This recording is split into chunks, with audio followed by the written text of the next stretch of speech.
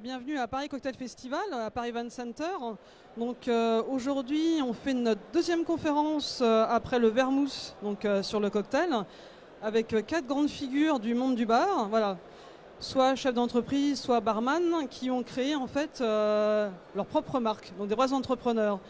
Donc Guillaume Ferroni, voilà, de la maison Ferroni, voilà, qu'on connaît depuis quelques temps et qui vient régulièrement en conférence de France, voilà, chaque année pour différentes thématiques. Romain Le Munich donc, pour le syndicat et pour la marque Féfé, le hard seltzer. Voilà.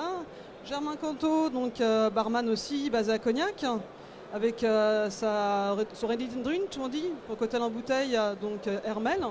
Ici.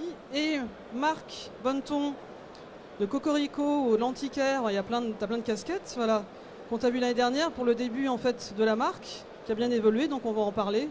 Exactement. Voilà. Et qui est sur le salon, voilà, tous les 4. Donc vous pouvez goûter jusqu'à 18h, donc les spiritueux, hard seltzer et cocktails en bouteille. Donc on va commencer par Guillaume, donc, qui a un riche parcours. Déjà, tu as commencé un petit peu sur le tard, le monde du bar, avant de créer... J'ai commencé dans les années 2000. Moi, j'ai un parcours d'entrepreneur tout court. Donc c'était dans la logique que tu crées ta marque. Ça va. Voilà. Bon, Ah oui, voilà, c'est mieux. bon. Donc je disais, moi j'ai un parcours d'entrepreneur tout court qui m'a amené par hasard dans le monde du bar parce que j'ai repris et créé quelques entreprises avant de me lancer dans le bar. Et dans l'une des entreprises, je me suis tellement endetté que j'ai fait tous les métiers. Donc l'entreprise s'appelle Château des Cressaux, c'était un domaine multifonction. À Marseille À Aubagne, exactement. Aubagne, à quelques kilomètres de Marseille. Et on avait lancé une activité, il y avait une activité naturelle de réception et nous on a lancé une activité hors saison de café-concert et c'était dans les années 2000, donc c'était le moment où le monde du bar commençait à se retourner qualitativement. Et donc j'ai touché ce métier par hasard parce que je m'étais mis au bar. Et puis on est arrivé dans une vague qualitative qui me passionnait et du coup j'ai changé de métier à ce moment-là. Donc je me suis concentré sur le bar avec la création du bar dans les arbres tout d'abord, qui au début fonctionnait en restaurant parce que j'avais peur qu'il ne fonctionne pas en bar tout court. Et après le Carination à Marseille. Et à Donc partir de 2000... un speakeasy caché, speakeasy, voilà. Et à partir de 2010-2011, j'ai commencé à réfléchir sur embouteiller un produit. C'était une liqueur de gingembre qui s'appelle Crixus. Et je connaissais rien en réglementation sur les spiritueux, tout simplement parce que c'est très réglementé. Et donc je l'ai fait en sous-traitance chez une distillerie qui s'appelle ici Rigiano, qui entre-temps a fermé, à Aubagne. Et au bout d'un moment, avec les difficultés de travailler chez les autres, je me suis matriculé comme distillateur. Et ça m'a ouvert après un champ de... Donc tu as fait une formation Alors je me suis tout fait, un parcours, on va dire, autodidacte. discipliné de formation. J'ai fait tous D'accord. les stages que je pouvais. J'ai fait des stages également chez les distillateurs pour apprendre à distiller.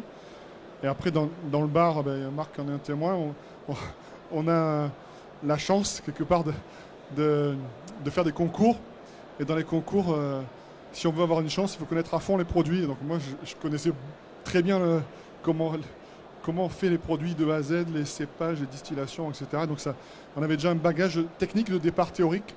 Et donc ce qu'il fallait après, c'était le mettre en pratique. Mais la partie connaissance technique des produits a été très utile ensuite pour faire la bascule pour la fabrication.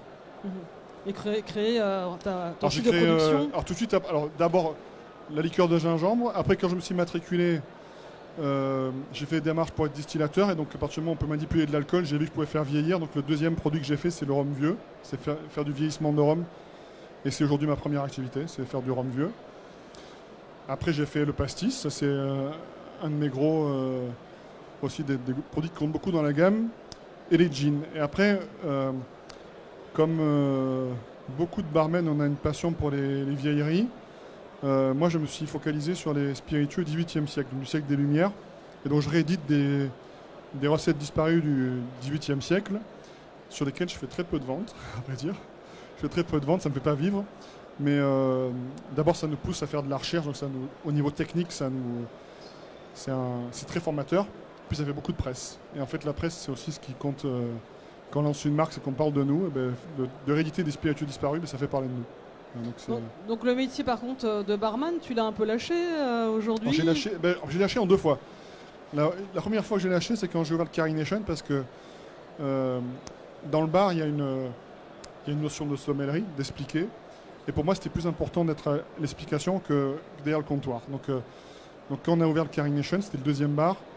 C'est Luc, mon partenaire in crime depuis longtemps, qui a pris le bar.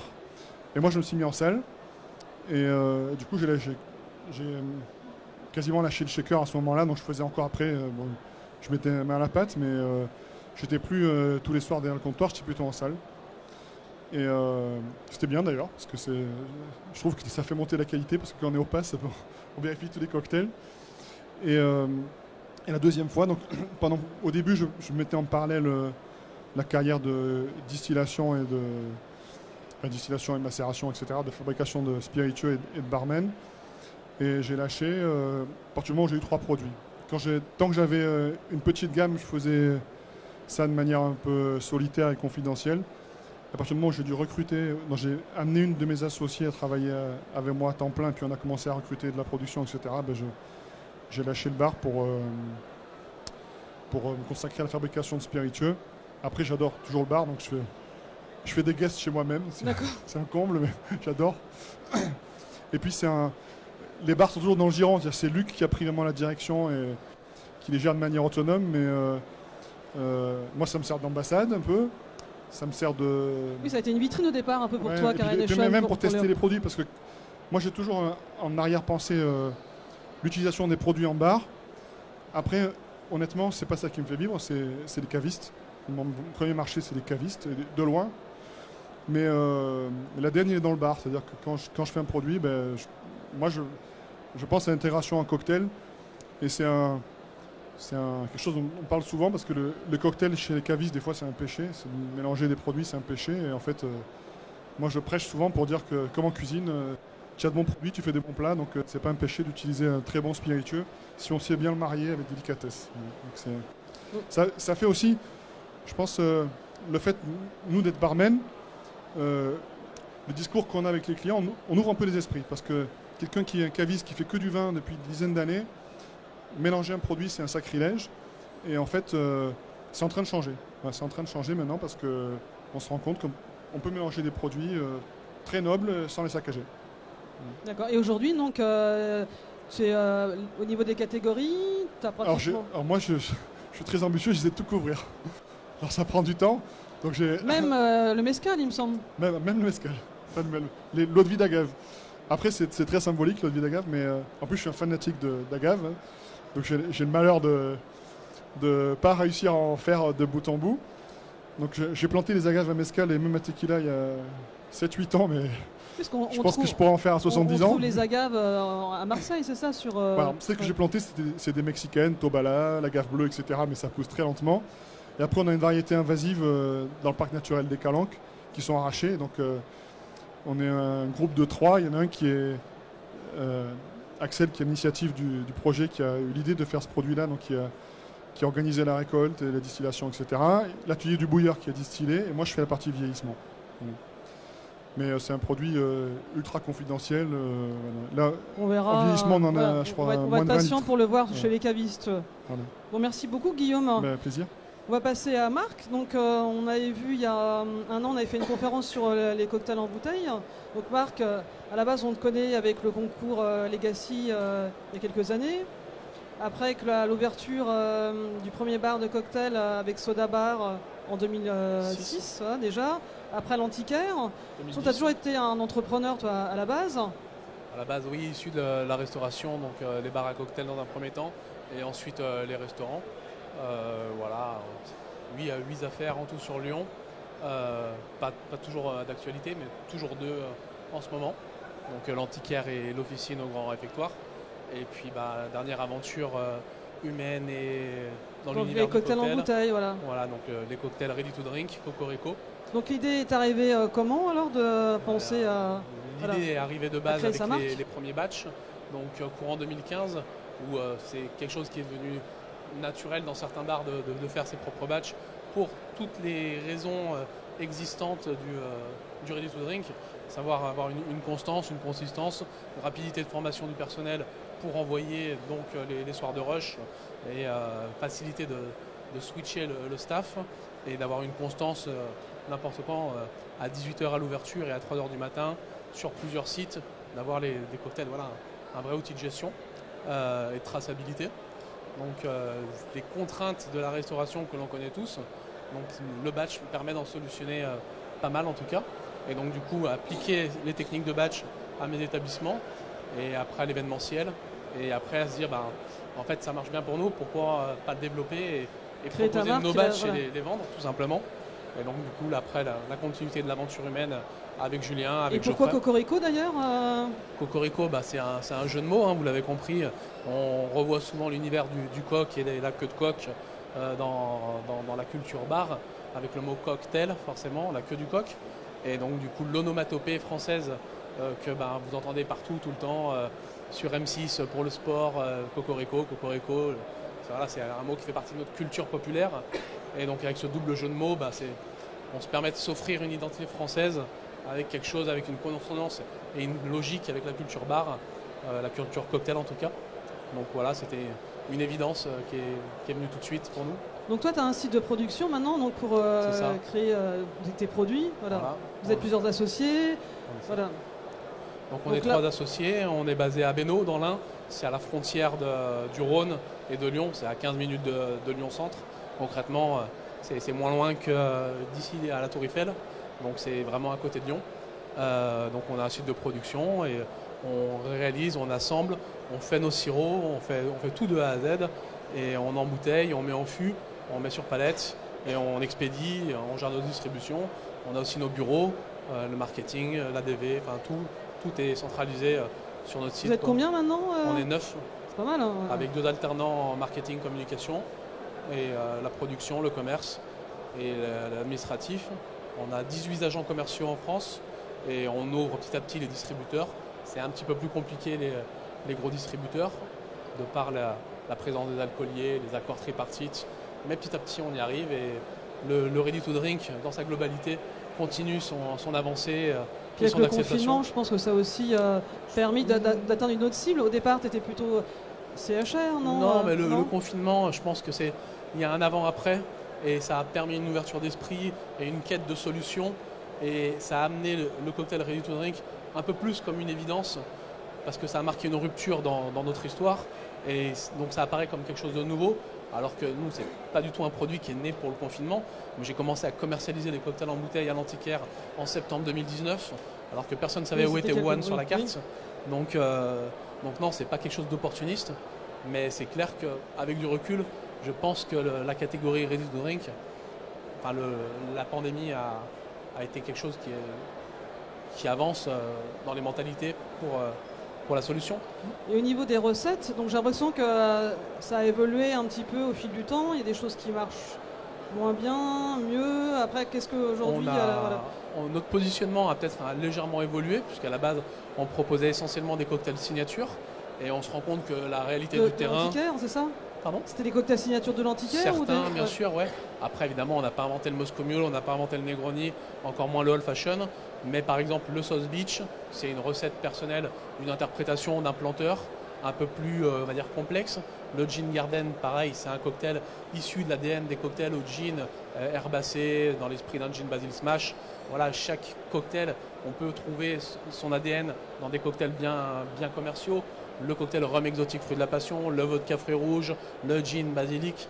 Donc Cocorico, au-delà d'être des cocktails ready to drink, on veut se positionner comme une solution de gestion pour les CHR, l'événementiel, les traiteurs, les boîtes de nuit. Et donc on correspond aux attentes des consommateurs finaux et en aucun cas aux bars à cocktails, parce que dans les bars à cocktails, on sait faire des cocktails, mais dans tous les autres établissements, qui représentent quand même 99% des établissements CHR, où la compétence cocktail, assemblage, dilution de base n'est pas forcément maîtrisée, où ils ne veulent pas tout simplement avoir un barman cocktail, barman mixologue et avoir un maître d'hôtel polyvalent, barman, serveur et compagnie qui puisse proposer des cocktails rapidement, tout le temps les mêmes, constants et des cocktails qui correspondent aux attentes concrètes des consommateurs, à savoir des cocktails assez lisibles, assez commerciaux dans l'imaginaire des barman, et des recettes qui sont là souvent depuis longtemps. Donc, comme tu le disais, par exemple le Sex on the Beach, aujourd'hui c'est un de nos best-sellers. Oui, un cocktail qui est un peu ringard à la base. Donc, un cocktail des années 70-80 et qui n'était pas du tout au catalogue initial de Cocorico, mais à force de démarcher des CHR, des boîtes de nuit et compagnie, on a dit mais nous on vend 1000 Sex on the Beach par mois, fais-nous un Sex on the Beach et on pourra vous prendre. Donc on l'a fait et puis c'est efficace, donc ça plaît, ça marche. Et alors pour le grand public, donc c'est caviste, c'est caviste, épicerie fine et en direct sur notre site e-commerce. Voilà. Et au niveau du prix, donc pareil, tu as apporté une attention assez particulière parce qu'en fait une bouteille, ça contient combien de cocktails à peu près? Alors nous on préconise sur les cocktails standards, pas les Negroni et les Old Fashion, qui naturellement sont des doses plus restreintes de par leur volume alcoolique, donc c'est plus autour de 506 centilitres, alors que les autres cocktails, on part du principe sur 10 centilitres. Par rapport à la notion d'alcoolémie, un verre de vin c'est grosso modo 12-13 degrés et vous servez 12 centilitres. Nos cocktails sont entre 12 et 18 degrés avec une belle moyenne autour de 15. Donc 10 centilitres à 15 degrés, ça correspond bon an mal an à 12 centilitres un verre de vin. Donc pour que les gens se référentiels, de dire souvent les cocktails c'est trop alcoolisé, non, en fait une dose de 10 centilitres sur glaçon avec la dilution, tu as à peu près bon an mal an la même dose qu'un verre de vin pour la même alcoolémie. Donc c'est un peu notre étalon standard de ratio. Donc dans une bouteille de 70 centilitres, basiquement, tu as à peu près 8 cocktails. C'est pas mal. Pour 29,90, tu m'as dit à peu près. Voilà, donc tous nos cocktails sont positionnés en 70 centilitres à 29,90 € TTC, tarif recommandé aux cavistes, même si certains, bien sûr, les vendent un peu plus cher. Et le Negroni et le Old Fashion, vu que les droits sont plus élevés et que les recettes sont plus onéreuses, sont un peu plus chers, 33,35 prix recommandé. C'est correct. Voilà. Merci Marc. Romain, donc tout à un autre profil en fait, parce que Romain à la base t'étais pas barman, hein, toi donc tu as une formation plutôt école de commerce. Exactement, oui. Voilà, et le monde du bar est arrivé comment dans ta vie? En fait c'était assez simple, moi je suis originaire de Bretagne, je suis arrivé à Paris et donc comme tout étudiant j'allais de bar en bar. Et il se trouve qu'il y avait toujours une sorte d'insatisfaction. Soit on allait dans les beaux quartiers, alors on avait des jolis cocktails, des bons verres, mais on s'amusait pas trop. Ou alors on allait plutôt dans les quartiers un peu plus excentriques de l'Est parisien. Et là on avait des ambiances de folie, mais en revanche c'était dégueulasse. Et donc ce qu'on a essayé de faire, c'est de trouver un compromis entre les deux, c'est-à-dire des endroits où on s'amuse, et d'un autre côté où on pouvait voir des bons cocktails. Voilà, donc ça c'était l'idée originale qui était à l'origine du bar à cocktail. Et après il y a une deuxième chose qui nous attristait, c'était le fait de, quel que soit l'endroit où on allait, c'était de ne pas pouvoir boire d'alcool locaux, d'alcool français. On avait de très bons gins qui venaient d'Angleterre, on avait des whiskies qui venaient du Japon, des États-Unis. Mais en revanche, quand on voulait un bon cognac, un bon armagnac, c'était absolument impossible à trouver. Et donc en fait, c'est la réunion de ces deux idées qui a fait qu'on a ouvert le Petit Syndicat, un petit bar à cocktail fin 2014 dans la rue du Faubourg Saint-Denis. D'accord, 2014 déjà. Voilà. Et oui, ça passe vite. Voilà. Donc il y a eu le syndicat, il y a eu la commune.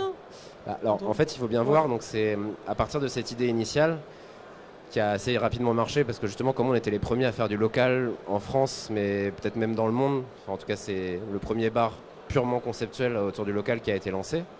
En fait on a pu développer une marque et ça je pense qu'avec mes collègues on a tous cette envie, c'est de construire autour d'un succès initial une marque plus globale.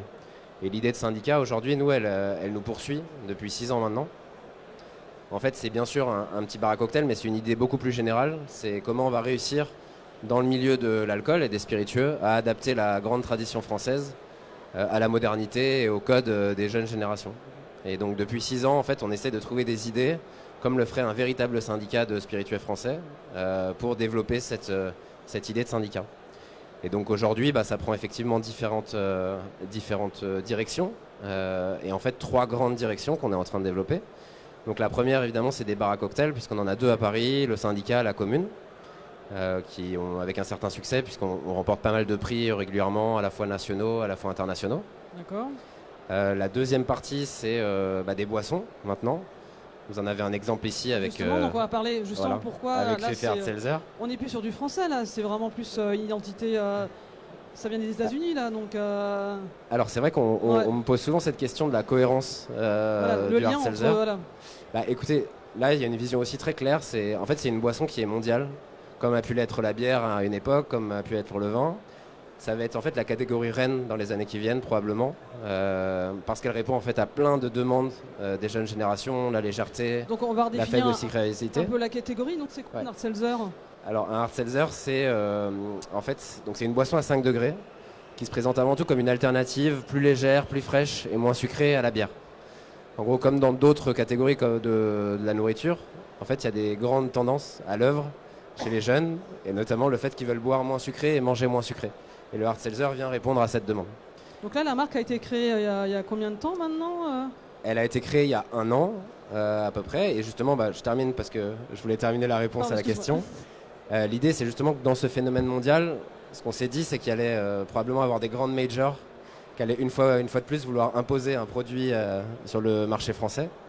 Et on s'est dit que c'était bien une bonne mission pour un syndicat d'aller empêcher ça et d'aller proposer un produit frais en France, puisque Féfé, ça veut dire fait en France, dans la catégorie hard seltzer. Et donc le slogan de la marque, c'est le meilleur de l'artisanat français appliqué à la catégorie hard seltzer. tout D'accord. simplement. Donc aujourd'hui, où est produit Féfé? Alors, donc, un hard seltzer, c'est plusieurs choses. Donc, c'est évidemment une recette. Alors là, on n'en a pas besoin d'aller chercher très loin, puisque nos chefs barman sont considérés parmi les meilleurs français. Donc, forcément, c'est eux qui développent la recette dans nos bars à cocktails, qui les testent auprès des consommateurs. Donc c'est Adrien, Sarah. Adrien, Sarah, Thibaut, qui sont désormais nos associés sur le projet. La deuxième partie, c'est une base alcoolique. Donc là, on va travailler avec des maîtres de chais, en particulier à Cognac et en Armagnac bientôt. La troisième partie, c'est l'aromatique, puisque donc le hard seltzer, c'est une association d'une base alcoolique et de l'aromatique. Et donc là, dans l'optique de travailler avec les meilleurs de l'artisanat français, on allait chercher les parfumeurs à Grasse, et notamment la plus vieille maison de parfumerie qui s'appelle Jean Niel. Et donc c'est nos chefs barman qui descendent régulièrement rencontrer les nez et les aromaticiens des parfumeurs pour développer les recettes avec eux. Et c'est vrai que ce dialogue est particulièrement intéressant. Et donc la dernière partie, c'est le brassage et l'encantage. Et ça se passe dans les Pyrénées, en particulier pour des questions d'eau, notamment parce que ça permet d'avoir une eau qui soit absolument pure et nickel. Donc en fait, comme c'est une catégorie qui est toute récente, il faut éduquer, je suppose, après. Donc ça, c'est quand même un travail sur deux terrains. Ouais. On retrouve vraiment ce qu'on a connu il y a 6 ans avec les alcools français. Quand la première fois on a voulu proposer des cognacs et des armagnacs dans les cocktails, c'était assez compliqué, les gens s'interrogeaient. Aujourd'hui, dans n'importe quel bar à cocktail, vous avez une offre de produits français qui est en plus en train de grandir encore et encore. On retrouve la même chose avec le hard seltzer, c'est une catégorie nouvelle, les gens ne connaissent pas. Mais il y a un côté aussi assez sexy, assez amusant d'aller éduquer les gens à des nouveaux goûts, à des choses nouvelles. Et en tout cas, nous, c'est notre vision générale en tant que syndicat. C'est non pas de copier, mais c'est plutôt d'aller défricher des voies nouvelles pour être au service des alcools français. On pense que les spiritueux français ne s'en sortiront pas en étant uniquement tournés vers le passé, à essayer de répéter des traditions. On pense que c'est plutôt en allant chercher au top de l'innovation, dans les innovations techniques, marketing et de produits, qu'on va pouvoir les aider et vraiment appliquer notre concept de syndicat.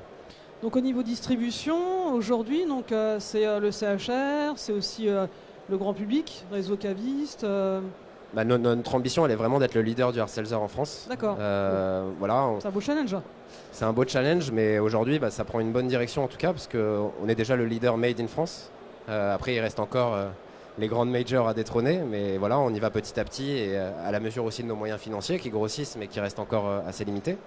Mais donc on a fait le choix d'aller sur toutes les grandes verticales de distribution, donc que ça soit le CHR, la grande surface, et puis également les cavistes. Et c'est vrai que en fait on est le seul acteur important artisanal français. Aujourd'hui il n'y a pas de concurrence sur ce segment-là. Et donc ça nous permet aussi d'avoir un discours qui est très original, avec notamment l'héritage de la mixologie, l'existence de nos chefs barman derrière les recettes, qui fait qu'on sent que ça porte et que les gens nous prêtent une oreille attentive. Et la canette aussi, la canette qui est vraiment... et la canette. Il y a des bonnes raisons. Nous, on a vraiment hésité parce que c'est vrai qu'il y a deux grandes directions. Il y a les bouteilles et les canettes. La première chose, c'est qu'on a trouvé que c'était le choix de la modernité. On trouvait ça plus rigolo d'aller essayer de produire une nouvelle catégorie dans un contenant qui était un peu différent, un peu plus street, en ligne avec notre identité. La deuxième chose, c'est qu'il y a une dimension quand même écologique importante. La recyclabilité de l'aluminium est très forte. Puis après, toujours en recherche du goût, les qualités organoleptiques liées à la canette sont importantes. Mais vraiment, ce qu'on essaye plutôt de retenir, c'est plutôt le fun, plutôt le côté moderne de la canette. On trouve que c'est plus facile d'imposer une image grâce à ça. C'est possible. Merci beaucoup, Romain. Voilà, avec Donc plaisir. on va passer à Germain. Donc Germain basé à Cognac. Exactement, ouais. Ouais, part aussi entrepreneur aussi. Donc tu as plusieurs activités à la base. Plutôt à barman au départ, c'est ça? En fait, j'ai entendu l'expression tout à l'heure, je suis né barman. C'était un Italien qui me racontait ça m'a fait rire. Je dois avoir 16 ans de bar, donc oui, mais ma première carrière d'entrepreneur, pour moi, c'était 2011. Première boîte qui s'appelle Sugar Lemon. Et je suis à Lille, je me dis, bon, j'ai envie de faire du cocktail. Autour de moi, il y a peu d'établissements. Il y avait un qui était extraordinaire, c'était le Tudorine. Et, Qui a brûlé, c'est pas ça, non? Ouais, exactement, mais c'était un copain à moi, Grégory Lecroc, qui en était le bar manager et son père le propriétaire. Et je les admirais, j'admirais ce qu'ils faisaient. Et puis moi, je bossais en boîte de nuit, j'ai envie de faire autre chose que de whisky coca et de la vodka Red Bull. Et la solution que j'ai vue, c'était de me former, parce que j'avais une licence en banque et j'ai payé mes études avec le bar. Et là, je me dis, bon, je monte ma boîte et on commence à intervenir sur des petits événements, on fait des choses, puis tranquillement, on monte avec des marques. J'ai une opportunité de partir sur l'Australie. Je travaille pour le groupe Merival, qui est à Sydney, le plus gros groupe d'hospitality. Rapidement, je bifurque avec Mike and Wright sur The Barber Shop et je passe bar manager et je rencontre ma future épouse, Magali, et on décide de partir en Inde. Donc l'aventure en Inde est un peu plus courte et nous ramène à Bordeaux parce que en regardant un petit peu le cadre de vie qu'on avait sur l'Australie, Bordeaux me semblait être la ville la plus proche de ça et on atterrit à Cognac parce qu'on ne trouve pas de bar à Bordeaux. La vie fait qu'on se retrouve là-bas et donc 2015 à Cognac, je sens qu'il y a une demande, un potentiel. Les marques sont aussi en attente d'événementiel. La spécialité de Magali, c'est la communication et le digital. Et c'est le meilleur moyen pour travailler ensemble, c'est de monter Connoisseur. Donc là, on est sur le 1er avril 2016. Et on est une agence de communication événementielle spécialisée dans la boisson et l'expérience client. Et on accompagne les marques sur la drink stratégie, mais on fait aussi beaucoup et assez énormément d'événementiel. Au niveau local Au niveau local, on rayonne sur la France. Ça nous arrive aussi de partir sur l'Europe pour des marques. Mais on a un vivier autour de nous qui nous permet de travailler et d'avancer. Donc on continue. L'hôtel François 1er nous propose de s'associer et de reprendre avec eux le bar Louise, qui était historiquement le premier bar à cocktail de Cognac. Oui, en plein cœur de Cognac. En plein cœur de Cognac. Donc on le réouvre, on en fait on le redimensionne en tout cas. Et puis voilà, on continue notre vie. Et je vais revenir à 2011, qui est à ce moment-là, dans ma tête, un questionnement de comment est-ce que la consommation à la maison va évoluer. Comment je vois des chefs autour de moi qui arrivent dans des appartements, qui font à manger dans des soirées de 15-20 personnes. Et je me dis, qu'est-ce qui va se passer avec le bar? Est-ce que demain Top Chef va venir nous voir en disant on fait un concours de bar à la télé? Bon, la loi E20 ne le permettra pas, mais j'essaye d'anticiper ça et j'achète des sachets plastiques, enfin pas plastiques mais aluminium de conservation qu'on a à Auchan, à Leclerc. J'y mets de la glace pilée, une bouteille de rhum, de l'amande, du citron et je livre ça à mes clients pour qu'ils se fassent des mojitos à la maison. Donc la première idée, elle est là. Nous, dans l'événementiel avec Connoisseur, j'ai confectionné des petits bars mobiles pour être toujours plus efficaces, plus rapides, qui sont issus de trolleys d'avions de compagnies aériennes. Et il y a 2 ans et demi, je pose une caisse et je me dis mais faut qu'on envoie nos cocktails par la poste. Ça serait bien que ça s'appelle Airmail.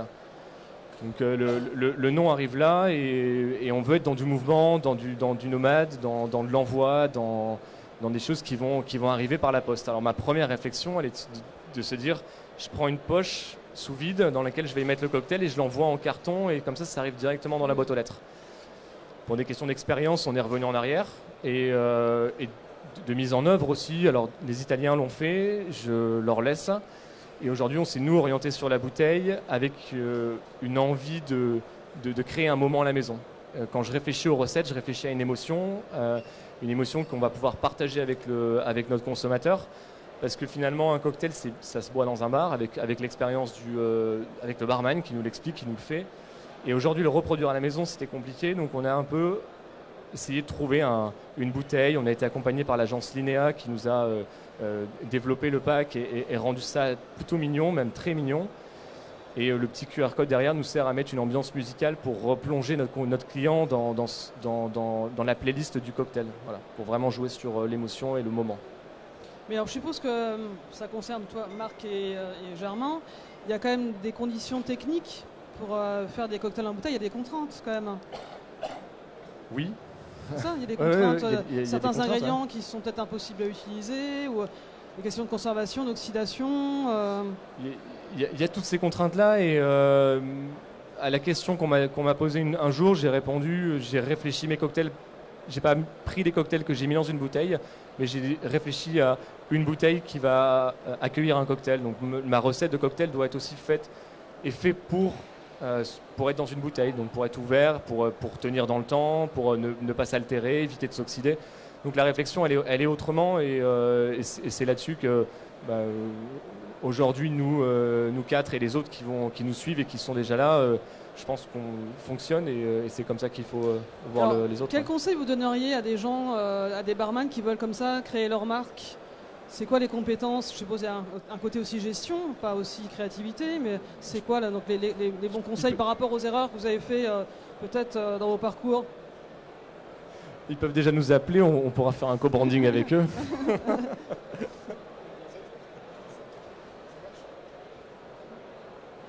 Merci. Mon premier conseil, je crois qu'il n'y en a pas en fait, c'est qu'il faut déjà avoir ça dans le sang, c'est-à-dire que d'être entrepreneur. Faut avoir la massa en fait, c'est ça. Voilà, je pense qu'il faut avoir l'envie. Ouais. Quand tu as l'envie, après tu fais tout pour franchir des étapes techniques, que ce soit la formation financière, comptable, douanière, etc. Donc il faut avoir tout, avoir l'envie. Après, il n'y a pas non plus de secret, c'est le travail. C'est-à-dire que tu connais rien en alcool, tu te fais un parcours de progression, pour connaître comment on fait les produits. Et le troisième truc, c'est qu'il faut se prendre des échecs. Il faut se prendre des baffes et c'est comme ça que tu apprends le mieux, quoi. Donc il faut juste qu'il y ait des baffes où tu pas. Donc, oui, un produit qui marche pas. Moi, je sais que chaque fois que je me plante, tu sais ce qu'il ne faut plus faire, quoi. Donc ça te permet à la fin de faire les bons choix plus facilement. Et toi, Romain, donc le fait d'avoir une formation quand même commerciale, dès le départ, tu avais envie de créer une marque, je suppose aussi, non avant de monter de monter d'un bar. Disons qu'il y avait cette envie forte de monter une entreprise. Après, moi, dans ma famille, c'est pas du tout non plus entrepreneurial, donc j'ai dû apprendre sur le terrain, mais comme d'autres l'ont fait avant moi. Moi, le conseil que je donnerais, c'est juste de ne pas attendre que ça soit parfait pour y aller, parce qu'en fait, on se sent jamais prêt à lancer quoi que ce soit.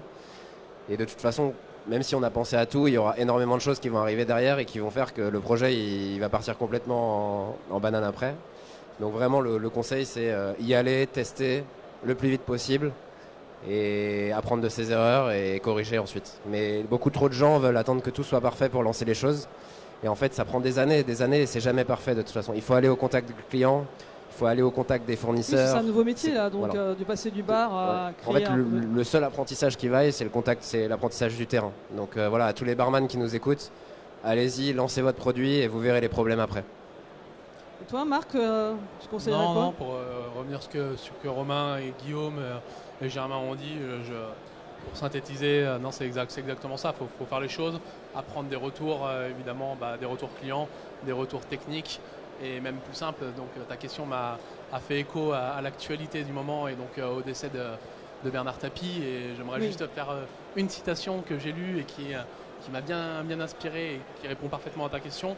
Je pense que déjà pour développer une marque et pour réussir dans l'univers, dans l'entrepreneuriat, il y a ceux qui y pensent, il y a ceux qui veulent et il y a ceux qui veulent absolument.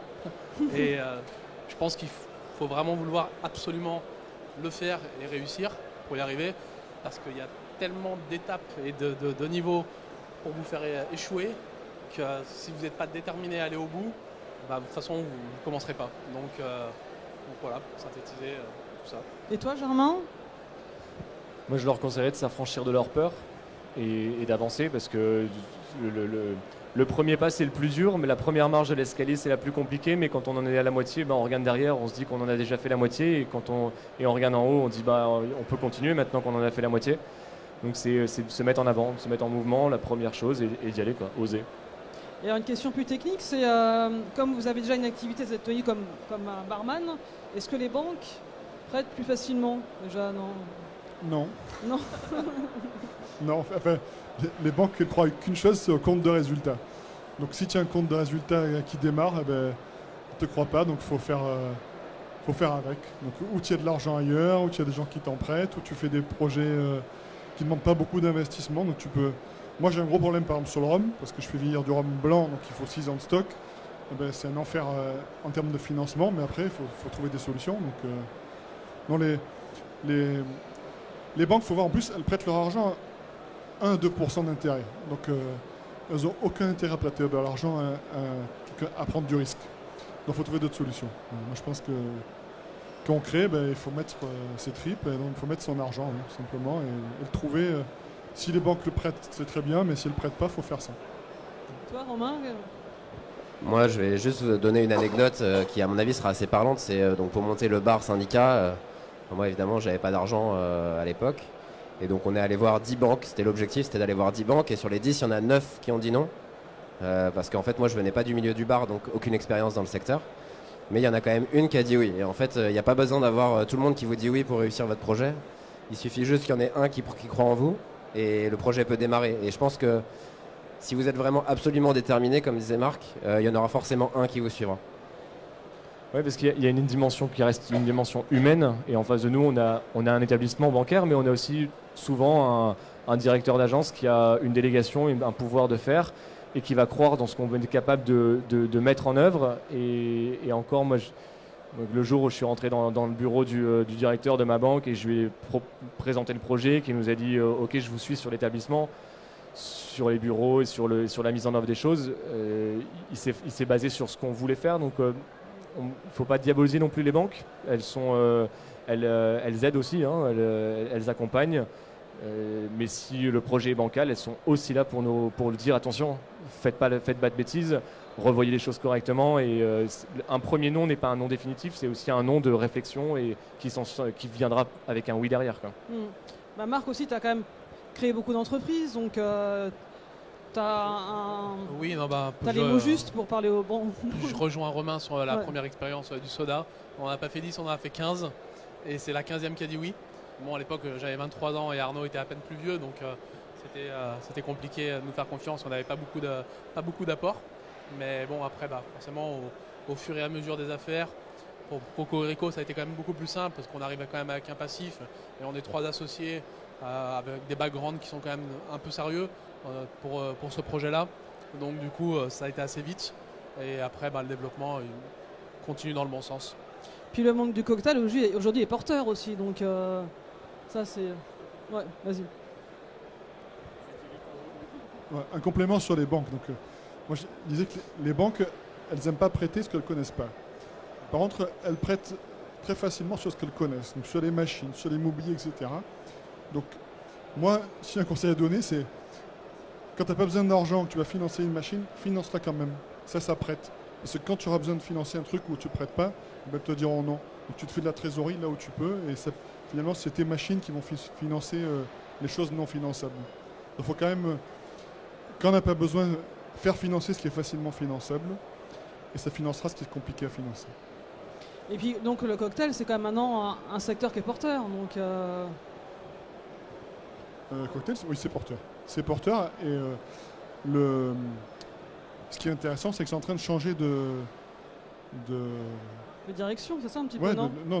Ça devient mainstream, quoi. C'est-à-dire le cocktail qualitatif, il y avait avant les cocktails QQ, etc., Parasol, qui étaient mainstream, et il y avait le cocktail qualitatif qui était un produit de niche. Maintenant, c'est en train de s'inverser, c'est-à-dire que le produit cocktail qualitatif, c'est plus du tout un produit de niche, parce qu'il y a la culture cocktail qualitative qui se répand, qui est un phénomène mondial, et ça arrive chez les cavistes, et ça arrive chez les compagnies aériennes, etc. On sait ce que c'est un bon cocktail, ce qu'on ne savait pas il y a une quinzaine d'années. Donc il y a effectivement un mouvement favorable pour le cocktail qualitatif. Et pour des cocktails à consommer chez soi. Merci beaucoup en tout cas. Avec plaisir. C'est très intéressant. Voilà. Puis on peut venir encore vous déguster jusqu'à 18h. Voilà. Jusqu'à 18h. Voilà, c'est ça, hein, il me non, semble. Hein, voilà. Merci beaucoup, bonne soirée et puis à bientôt. Merci.